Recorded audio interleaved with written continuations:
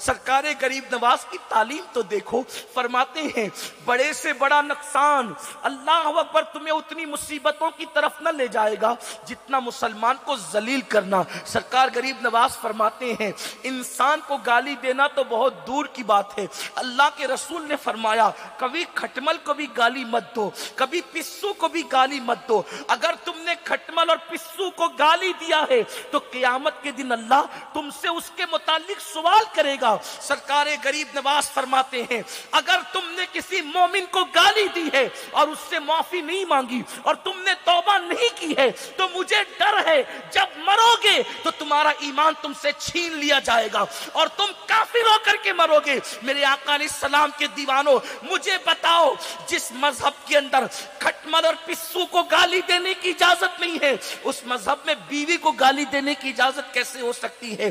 बीवियों को मारने वाले, बीवियों को मां बहन की गालियां देने वाले, बेटों और बेटियों को मां बहन की गालियां देने वाले कहां हैं? अगर तुमने किसी मोमिन को अल्लाह अकबर एक गाली दी है तो गरीब नवाज का मसलक ये है, सरकारें गरीब नवाज फरमा रहे हैं मरने से पहले तुम्हारा ईमान छीन लिया जाएगा। और ये बात कब की जा रही है? 800 साल पहले की जा रही है, 850 साल पहले की जा रही है। यानी उस दौर में जो गालियां आज तुम देते हो एक दूसरे को, इस गाली का तो कोई तसव्वुर ही नहीं था।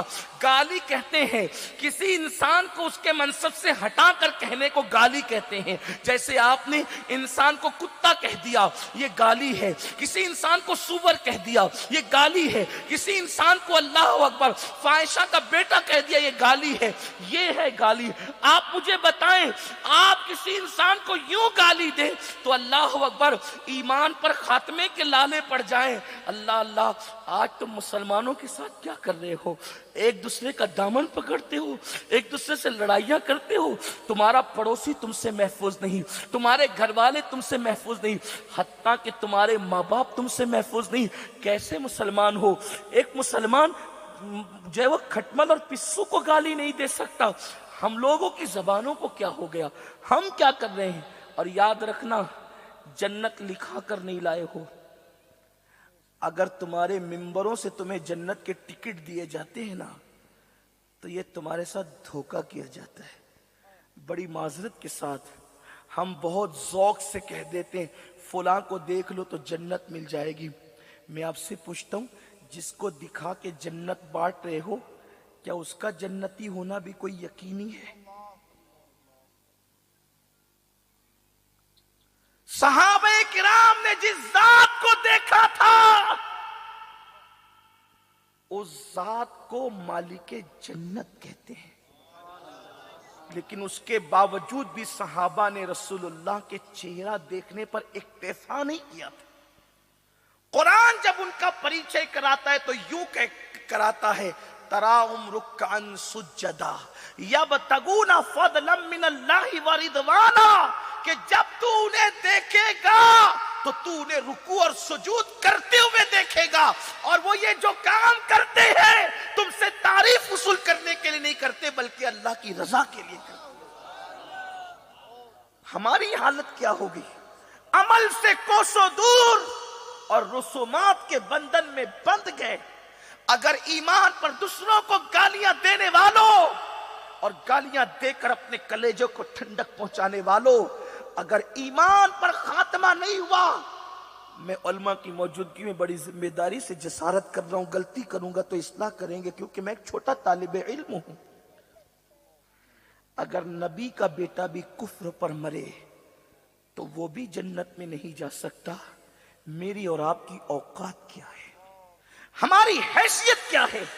क्या तुम्हें नहीं पता एक नबी का बेटा कुफ्र पर दुनिया से गया? अल्लाह ने कुरान में ऐलान कर दिया लैसा मिन अहलिक। अल्लाह का फरमान हुआ नूह को, नूह अब ये तेरी आल से न रहा। कुरान ने ये नहीं कहा कि अब ये तेरा बेटा न रहा, बल्कि अब ये तेरी आल से न रहा।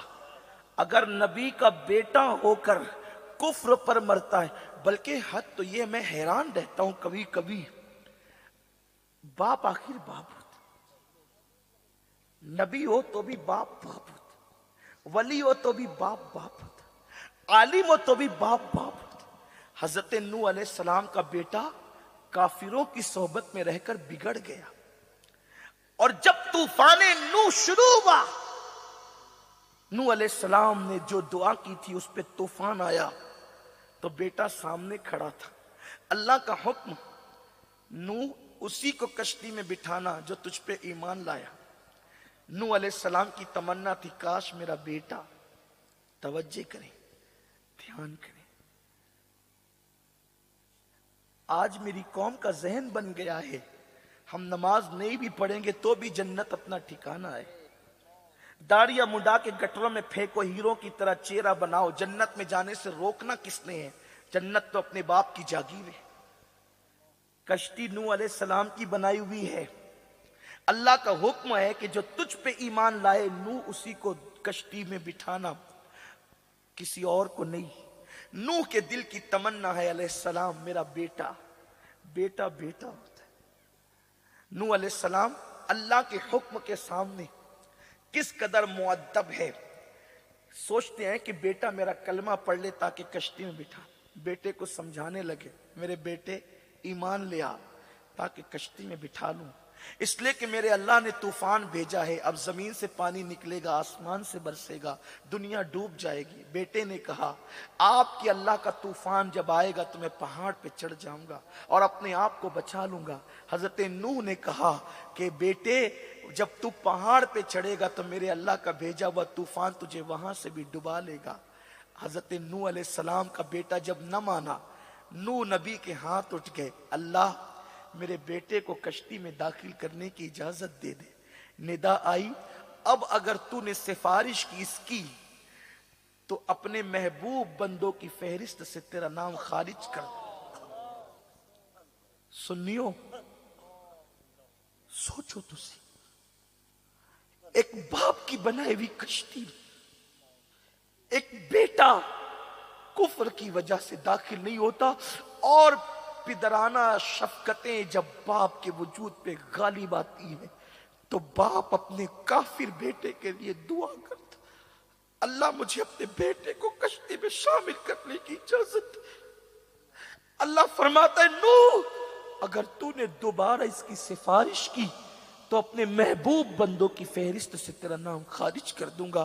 اور اس باپ کا دل کیا تھا، پھر جناب نوح نے اس کافر کی سفارش بھی نہیں کی، باپ اور بیٹوں کے درمیان ایک موج اٹھی۔ قرآن کہتا ہے سورہ نوح، باپ اور بیٹے کے درمیان ایک موج اٹھی اور اس موج نے ہمیشہ کے لیے بیٹے کو غرق کر دیا۔